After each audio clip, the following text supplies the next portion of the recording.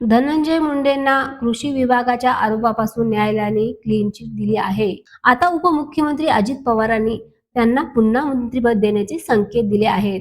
मात्र यावर करुणा शर्मा यांनी तीव्र संताप व्यक्त केला आहे. करुणा शर्मा म्हणाल्या की अजित दादा, तुम्ही एक जनतेचे प्रतिनिधी आहात, पण धनंजय मुंडे फक्त स्वतःचाच विचार करतात. बीड जिल्ह्यातील संतोष देशमुख आणि महादेव मुंडे हत्या प्रकरण अजूनही लोकांच्या लक्षात आहेत. अशा व्यक्तीला पुन्हा मंत्री बनवणं म्हणजे सामान्य जनतेच्या दुःखावर मीठ चोळणं आहे.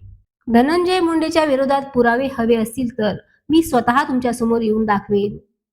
तुम्ही एकदा तरी या पीडित कुटुंबाचं दुःख समजून घ्या.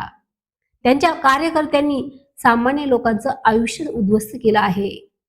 जर तुम्ही अशा व्यक्तीला पुन्हा मंत्री बनवत असाल तर महाराष्ट्राची जनता ही सहन करणार नाही. माझ्या मुलांवर काय अन्याय झाला आहे ते स्वतः येऊन बघा. मी अजित पवारांना विनंती करते, चांगल्या जबाबदार व्यक्तीला मंत्रिपद द्या, कोणत्याही गुन्हेगारी छायात असलेल्या माणसाला नव्हे. धनंजय मुंडेंना मंत्री बनवलं तर आम्ही गप्प बसणार नाहीत. ही प्रतिक्रिया केवळ करुणा शर्माची नाही, तर त्या अनेक कुटुंबाची आहे ज्यांचं आयुष्य राजकीय स्वार्थात उद्ध्वस्त झालंय.